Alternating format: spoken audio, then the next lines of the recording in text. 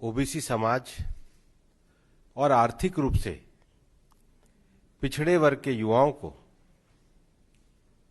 उनके नेतृत्व में मेडिकल कॉलेज की पीजी और यूजी क्लासेस में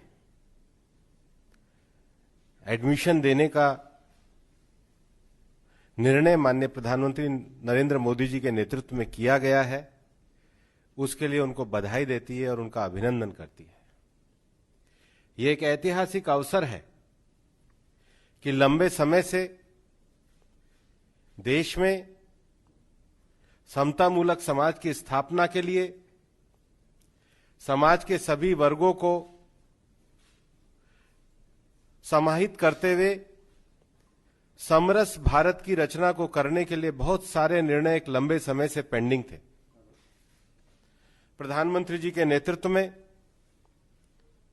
उनको पूरा करके सरकार ने सामाजिक समरसता का, समतामूलक समाज का और सभी वर्गों की भागीदारी को सुनिश्चित करने के जो संवैधानिक दायित्व उनको पूर्ण करने का प्रयास किया है। हम ये भी जानते हैं कि पिछड़ा वर्ग का जो आयोग था उसको संवैधानिक आयोग देने की मांग एक लंबे समय से पेंडिंग पड़ी थी। यूपीए सरकार के 10 साल निकल गए लेकिन उसको संवैधानिक आयोग का दर्जा नहीं दिया गया। माननीय प्रधानमंत्री जी के नेतृत्व में पिछड़ा वर्ग आयोग को संवैधानिक आयोग का दर्जा दिया गया।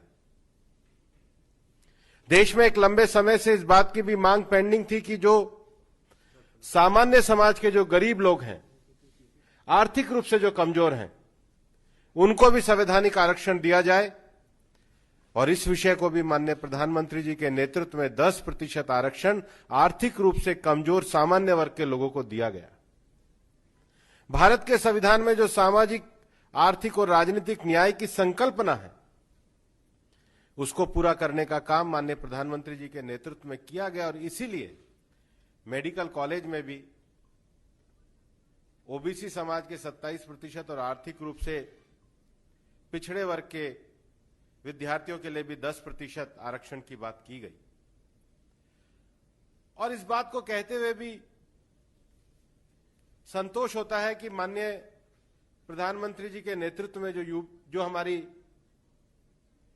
जिस प्रकार से ये सरकार चली है, उस सरकार के अंतर्गत पिछले 5 वर्षों में देश में 179 नए मेडिकल कॉलेज खुले।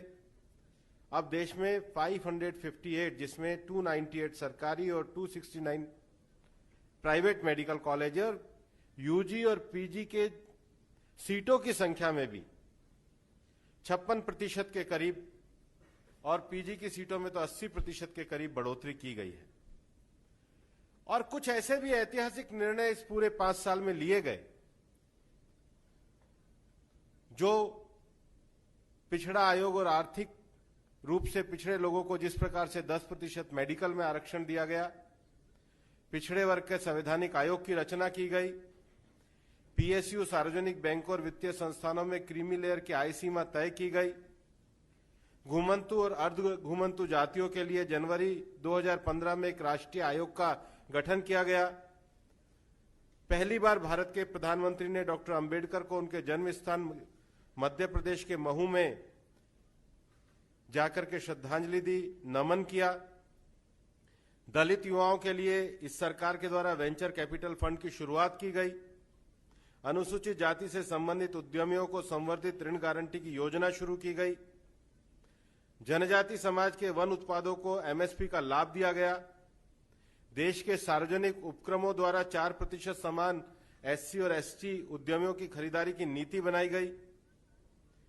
और सबसे बड़ी बात है, कल 2 वर्ष पूरे होने वाले भी हैं, मुस्लिम महिलाओं को भी ट्रिपल तलाक का अधिकार दिया गया। ये सब विषय भारत में एक लंबे समय से सामाजिक दृष्टि से, आर्थिक दृष्टि से कमजोर वर्ग के लोग जिस प्रकार से शासन में भागीदारी के साथ साथ विकास के मार्ग पर बढ़ना चाहते थे, सबका साथ, सबका विकास और सबका विश्वास की नीति को लेते हुए सरकार ने दृढ़ता के साथ उस पर कदम उठाए हैं। आज भले ही कांग्रेस कुछ भी कहे, लेकिन कांग्रेस का इतिहास इस बात को दर्शाता है कि कांग्रेस ने 1950 से लेकर 1977 तक, जब वो 74 तक वो पूरे देश के शासन में रहे, और उसके बाद भी पिछड़ा वर्ग आयोग को, चाहे काका कालेलकर की रिपोर्ट हो, चाहे मंडल आयोग की रिपोर्ट हो, उसको लागू नहीं किया। कांग्रेस ने कभी भी आर्थिक रूप से सामान्य समाज वर्ग के जो लोग हैं उनको समाज की मुख्यधारा में आगे बढ़ाने के लिए उनके लिए भी किसी प्रकार की नीति को लागू नहीं किया गया। और इतना ही नहीं, मैं तो ये कहना चाहूंगा कि ये कांग्रेस के संसदीय परंपरा के आचरण पर एक धब्बा लगाने जैसा प्रश्न चिन्ह है कि जब पहली बार देश के मंत्रिमंडल में माननीय प्रधानमंत्री जी के नेतृत्व में एक बड़ी संख्या में ओबीसी समाज के लोग, दलित समाज के लोग, ट्राइबल समाज के लोग, सामान्य समाज के लोग और सबसे बड़ी संख्या में महिला वर्ग इस मंत्रिमंडल में जब आए और संसद के सामने जब उनका परिचय कराना था, तो कांग्रेस ने अपने दुर्भाग्यपूर्ण आचरण से, संसदीय परंपरा की मर्यादाहीनता के आचरण से उन महिलाओं का परिचय भी नहीं होने दिया। ये संसदीय परंपरा और मर्यादा को तोड़ने का काम कांग्रेस के द्वारा लगातार किया जाता रहा है। और इसलिए भारतीय जनता पार्टी की सरकार माननीय प्रधानमंत्री जी के नेतृत्व में सभी वर्गों को सामाजिक न्याय के लिए, सभी वर्गों के आर्थिक उत्थान के लिए पूरी तरीके से समर्पित है। और माननीय प्रधानमंत्री जी ने जिस प्रकार से हमेशा संकल्प किया है कि उनकी सरकार गरीबों के कल्याण के लिए समर्पित है, शासन में गरीबों तक उनकी योजनाओं को पहुंचाने के साथ ही साथ अपनी सामाजिक नीतियों के माध्यम से उनको अवसरों में भी उसी प्रकार की उपलब्धता प्रदान की गई है। और इसके लिए हम सब माननीय प्रधानमंत्री जी का अभिनंदन करते हैं।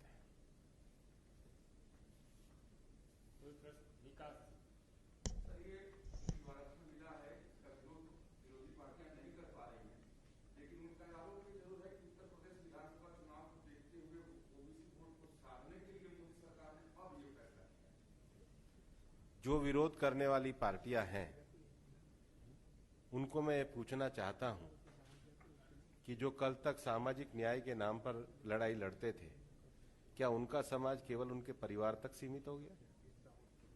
क्या उनकी राजनीति उनके परिवार तक सीमित हो गई है? और मैं तो इनको ये कहना भी चाहता हूं, मैं तो उस संसदीय समिति का अध्यक्ष भी रहा हूं जिसमें ओबीसी वर्ग को संवैधानिक आयोग देने की बात की गई थी। उनकी क्या भूमिका है? और मैं कांग्रेस से भी पूछना चाहता हूं कि कांग्रेस बताए तो सही, उनकी भूमिका क्या रही है? उनके शासनकाल में कहां वो रह रहे थे जब दो ओबीसी कमीशन की रिपोर्ट आई और उन्होंने लागू नहीं की? उनके सारे विषय राजनीतिक हैं और उनके भी जो विषय हैं ये उनके व्यवहार और विचार और उनके विरोधाभास को भी दर्शाता है।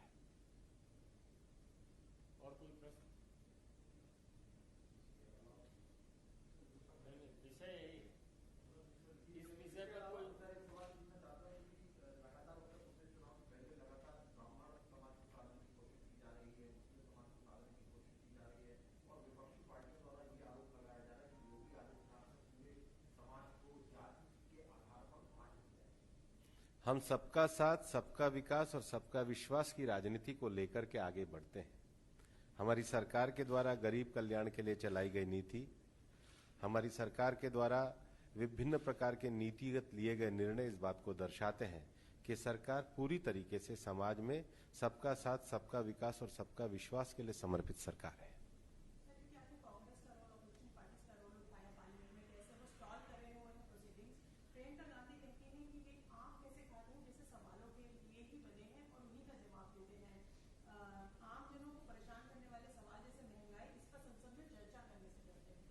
चर्चा कर रहे, वो तो नारे लगा रहे हैं।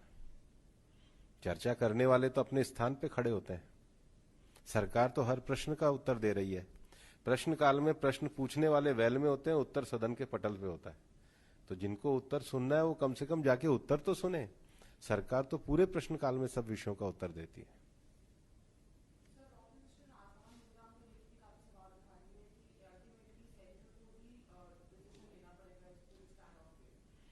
सरकार पूरी तरीके से सभी विषयों के लिए संवेदनशील है।